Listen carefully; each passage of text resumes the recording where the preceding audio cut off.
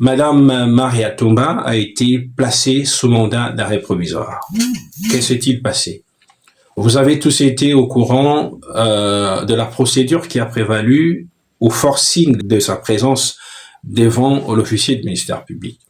Et on l'a vu marcher sous escorte des éléments judiciaires et pieds nus, un fait que je n'ai pas personnellement apprécié, tant bien même que je ne sois pas dans le dossier. Est-ce était volontaire? Avait-elle des chaussures qui ne lui permettaient pas un déplacement facile? C'est des éléments que je ne maîtrise pas très bien, mais aux yeux de compatriotes, ça n'a pas été quelque chose d'appréciable, parce que c'est une Congolaise, c'est une dame. C'est ce qui pouvait vraiment attirer beaucoup de commentaires négatifs. Sur le plan de la procédure, je sous-entends qu'à la base, qu'il y avait un mandat d'amener. Les mandats d'amener, c'est un mandat qui est décerné contre une personne dont on craint la fuite. Généralement, c'est exprimé par le fait que la personne qui, ayant été invitée volontairement à se présenter devant l'officier judiciaire, ne s'est pas présentée. Mais voilà que quand il y a une première invitation ou convocation, une deuxième, la personne ne se présente pas, certainement, la loi permet à l'officier instructeur de pouvoir solliciter de la part du procureur de la République un mandat d'amener. Le mandat d'amener n'a des caractères coercitifs ou contraignants qu'en ce qui concerne l'amener. Ça voudrait dire quoi? Dès que Maria Toumba a été forcée de se présenter devant l'officier du ministère public, les mandats d'amener n'a plus d'effet juridiquement. Donc, il n'est pas possible que l'on puisse restreindre sa liberté sur base d'un mandat d'amener. Je parie que le même jour, qu'un mandat d'arrêt provisoire ait été décerné sur les champs contre la dame. Sinon, on ne saura pas justifier les jours qu'elle passe déjà en détention. Non, parce que le mandat d'amener n'est pas un acte qui puisse justifier la mise en détention d'une personne. Voilà, en quelque sorte, pour être très simple. Donc, les mandats d'amener ne pouvant pas justifier de la détention d'une personne, certainement que c'est le mandat d'arrêt provisoire, et le mandat d'arrêt provisoire ne peut être décerné que lorsqu'il y a confrontation. Ça paraît tout à fait logique que lorsqu'une plainte a été formée contre une personne, la personne amenée devant la justice doit être informée de ce pourquoi elle est devant la justice.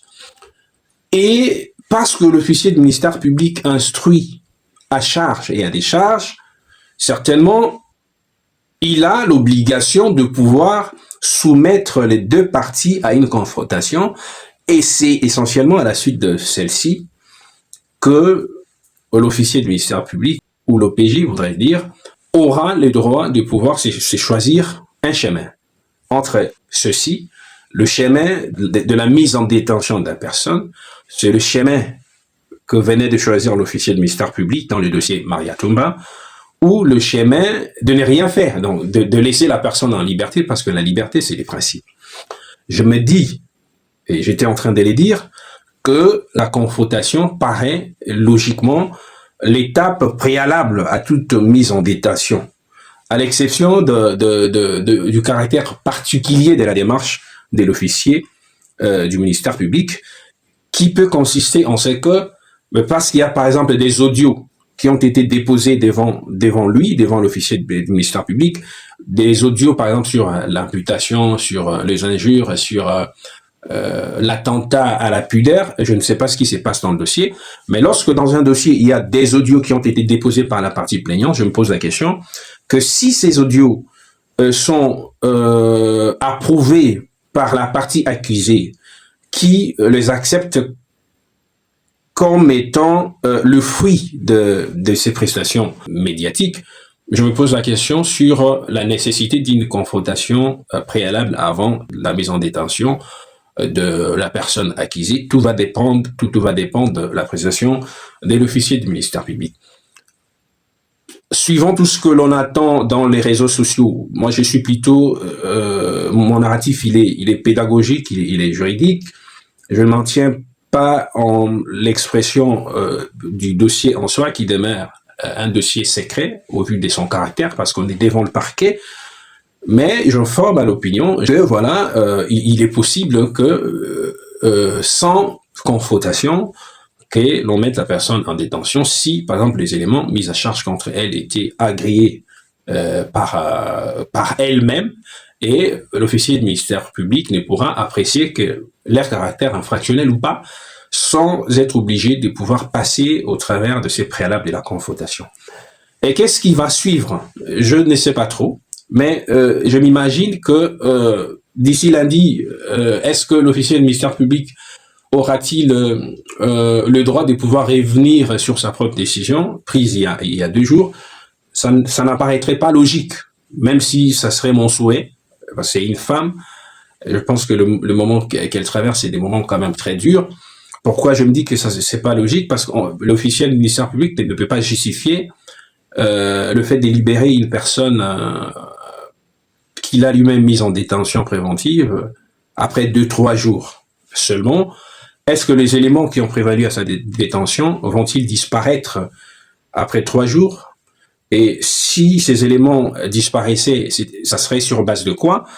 Mais la possibilité pour l'officier de ministère public de revenir sur sa décision, c'est lorsque, malgré le fait qu'il ait estimé que sa fuite était à craindre et qu'il y avait l'indice sérieux de culpabilité, la personne accusée offre une caution à la justice lui disant, même si ma fuite vous l'estimez à craindre, voilà, je vous donne de l'argent pour vous garantir ma disponibilité face à la suite de la procédure.